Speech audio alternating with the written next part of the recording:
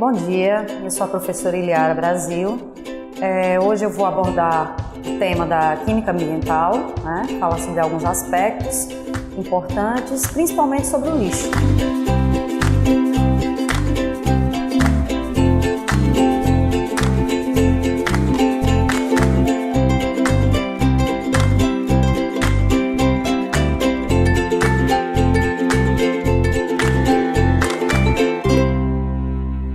Então, quando a gente fala de processos de tratamento do lixo, a gente lembra logo, por exemplo, que nas principais cidades, o que nós temos é uma área reservada para colocar aquele lixo sem nenhum tratamento, sem proteção do solo, Esse é o famoso lixão ou depósito a céu aberto. É o menos indicado, praticamente não tem tratamento, Na verdade, quem faz todo o processo de reciclagem são os catadores, então esse é o menos indicado e é o mais barato, Então, também é da cultura popular ver, quando a gente observa algum montinho de lixo, por exemplo, as pessoas têm a tendência de querer tocar fogo, E a gente sabe que o processo de incineração não é indicado para qualquer tipo de lixo, apesar de que a gente tem essa ideia de que ao queimar, a gente está tirando da nossa frente aquele lixo, mas a gente produz gases poluentes e não é o método mais indicado.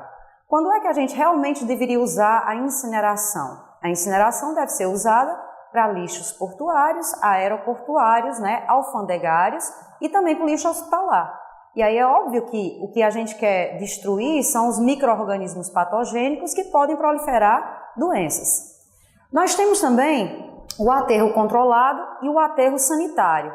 Quer dizer, quando a gente analisa em termos de melhor tratamento para o lixo, a gente pensaria em quê? No aterro sanitário.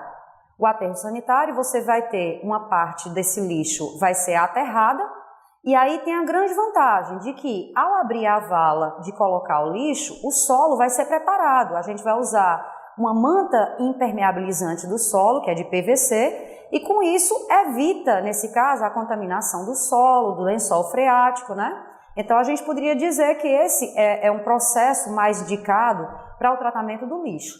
Outro detalhe importante é que, como a gente tem uma decomposição anaeróbia, nesse processo vai produzir o biogás. Então, é a grande vantagem de produzir o biogás, quer dizer, já seria uma forma de produção de energia, com o gás metano como seu principal constituinte.